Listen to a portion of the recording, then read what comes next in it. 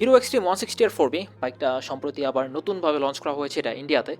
আর এটা হচ্ছে নতুনভাবে লঞ্চ করা হয়েছে ডুয়াল চ্যানেল এবিএসে। আর আগে যে ভার্সনটা ছিল ওটা ছিল সিঙ্গেল চ্যানেল এবিএস। যেহেতু বাইকটাকে বর্তমানে ইন্ডিয়াতে লঞ্চ করা হয়েছে, খুব শীঘ্রই বাইকটা বাংলাদেশের বাইক মার্কেটেও পাওয়া যাবে।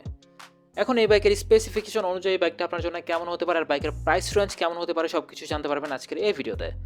বাইকটাতে ইঞ্জিন ইউজ করা হয়েছে 4 স্টক ইয়ার ওয়েল কুলড 4 ভ্যালভ। আর এই বাইক থেকে আপনি পাওয়ার প্রডিউস করতে পারবেন 16.9 পিএস এবং টর্ক প্রডিউস করতে পারবেন 14.6 নিউটন মিটার, যেটা একটা 160 সিসি কমিউটার বাইক অনুযায়ী যথেষ্ট। 12 লিটার ফিউল ট্যাঙ্কের ক্যাপাসিটি থাকছে, এটাও বাইক অনুযায়ী ঠিকই আছে। বাইকের টায়ার সাইজের দিকে যদি আমরা খেয়াল করি, বাইকটার টায়ার সাইজে ফ্রন্ট ইউজ করা হয়েছে 100 এবং পেছনে 130, যেটা আগের ভার্সনটাতেও ছিল। এখানে কোনো প্রকার পরিবর্তন করা হয় নাই।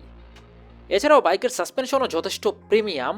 বাইকের ফ্রন্টে ইউএসটি, এটা 37 মিলিমিটার এবং বাইকের পেছনে 7 স্টেপ অ্যাডজাস্টেবল মনোশক। এটা আপনি অ্যাডজাস্ট করে নিতে পারবেন আপনার প্রয়োজন অনুযায়ী। সেই ক্ষেত্রে যাদের উচ্চতা কিছুটা কম তাদের জন্য বাইকটা রাইড করা ইজি হবে। বাইকটাতে 5টা গিয়ার ইউজ করা হয়েছে আর এখানে ওয়েট মাল্টিপ্লেট ক্লাচ টাইপ রয়েছে।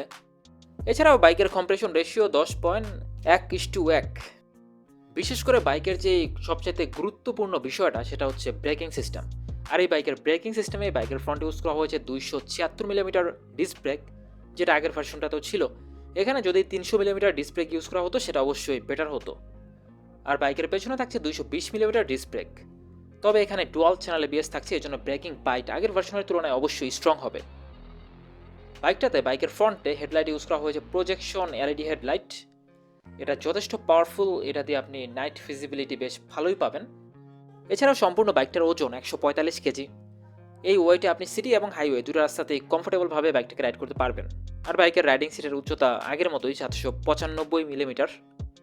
গ্রাউন্ড ক্লিয়ারেন্স 165 মিলিমিটার, এটা একটু বেশি থাকা প্রয়োজন ছিল, কারণ বাইকের নিচের অংশের রাস্তার স্পিড ব্রেকারের সাথে স্ক্র্যাচ লাগার সম্ভাবনা রয়েছে। বাইকটার বর্তমানে ইন্ডিয়াতে প্রাইস 1,38,500 রুপি। আর বাইকটাকে বাংলাদেশে লঞ্চ করা হলে বর্তমান যে প্রাইস রেঞ্জ রয়েছে এই প্রাইস রেঞ্জ থেকে 15 থেকে 10,000 টাকা বাড়ানো হতে পারে। এটাই ছিল বাইকটা সম্পর্কিত আজকের ভিডিওটা কেমন লাগলো জানাবেন ভিডিওর কমেন্ট বক্সে।